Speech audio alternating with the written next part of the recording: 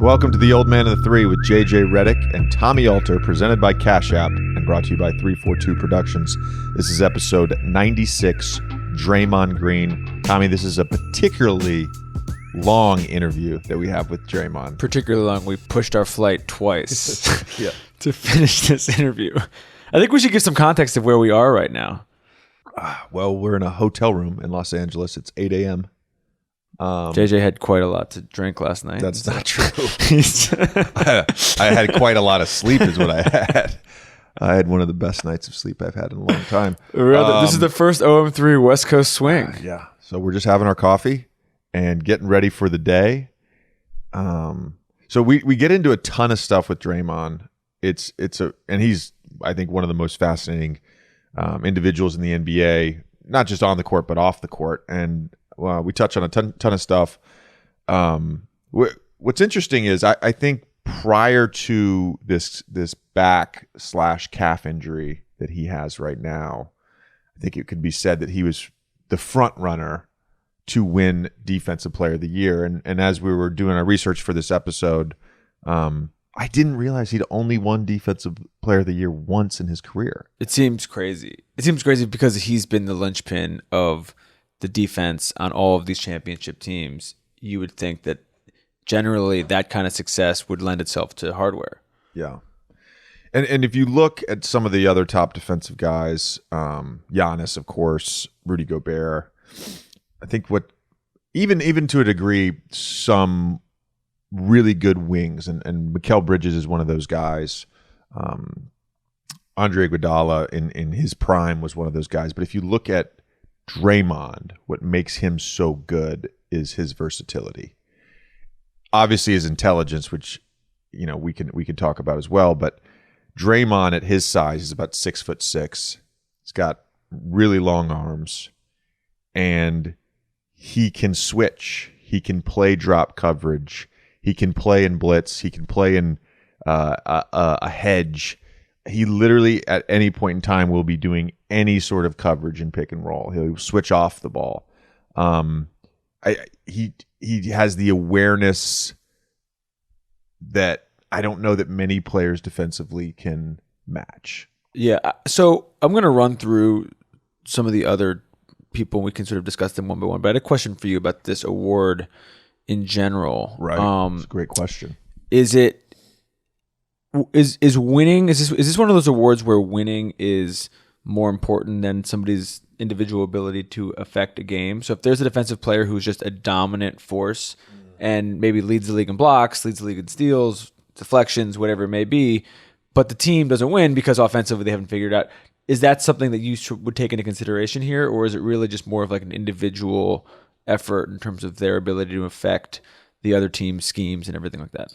I think there was a little bit of shift in how we looked at Defensive Player of the year Marc Gasol won in Memphis, because that was primarily an analytically driven award that was given to him. His numbers, blocks, steals, whatever, didn't jump out at you. But if you watched the game and you saw, it was very similar to how, Rudy Gobert plays. And we watched the game in Golden State the other night. Primarily drop coverage, great communicator, very good awareness. Marc Gasol that year, obviously, and throughout his career, but still, able to get out in a blitz, able to get out in a hedge. We saw Gobert Sunday night when Steph was in pick and roll, he would be way up, in pick and rolls. So Marc was like this really intelligent player, and he anchored a top 5 defense. And so I think anchoring a top 5 defense while winning is probably the formula. Is the necessity. That's the formula. Yeah. And so, the Jazz, I think defensive rating, they're lower this year. Giannis has been great. I think it was Draymond's award basically running away with it prior to this injury. And we'll have to see kind of what happens with this and when he comes back. When he gets back. So the sort of front runners for this right now. This is on FanDuel. Yeah, these are the FanDuel odds. We have our friends from FanDuel. They have the odds, the future odds for Defensive Player of the Year. Draymond is plus 110. Rudy is plus 170. Giannis is plus 650. our guy Mikal Bridges plus 2,000. Evan Mobley plus 2,700. We talked about him with Kevin. Joel plus 2,700. Then there's a big drop. You got Jared Allen, Thibault, AD. Obviously he's missed a lot of time. Marcus Smart, Jimmy, Caruso, etc. Yeah. So you know what's interesting about the Mikal Bridges being in the top 5? And I don't top 4. Yeah, top 4. I don't necessarily think Mikal Bridges will win this award. I think Mikal Bridges will be defensive player or all defensive first team. But he in some ways anchors even at the wing. It's kind of unique that he's the anchor of that defense. And if you watch more than Ayton? Oh, for sure. For sure. Cuz look, here's why. They rely on Mikal to guard so many different type of people. 1 through 4. He'll switch on to 5 sometimes. But their communication, him and Jay Crowder on the wing, I mean, I've watched these clips where they're in drop coverage. Mikal's on the ball. He goes over the top. The guard gets downhill. Jay switches onto his man from a help position. Mikal veers off and goes out to the wing. Like, everything they do is predicated on Mikal being intelligent and versatile. Yeah. And they're the number 2 defense in the league. Yeah. I mean, he's got a strong case for it. I don't even care what his counting stats are. He's been so good. And in all the marquee games, he takes the marquee matchups and he makes it tough on them. Yeah, it is. The switching thing is interesting because it goes against the idea that, stats tell the whole story. Right.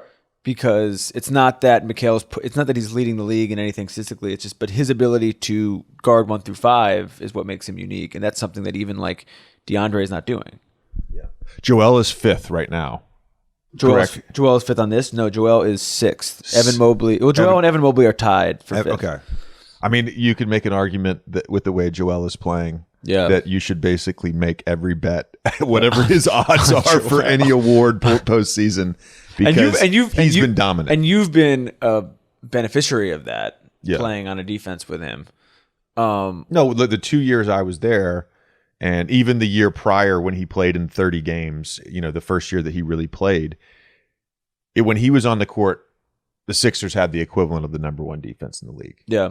I mean, it's year after year after year. When Joel Embiid is on the court, you have a top 3 defense. And he's not Draymond in what he's doing, but in terms of rim protection, handling his matchup, he's phenomenal. Rebounding, obviously.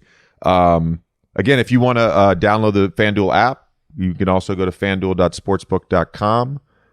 Age restrictions apply. Location restrictions apply. You got to be 21 or over. But there's a ton of player futures you can bet on FanDuel. All right, let's get to this awesome interview. Yes, awesome. Maybe the best interview we've done. Yeah. On the old man and the 3. This is an epic episode with Draymond Green. Let's get it.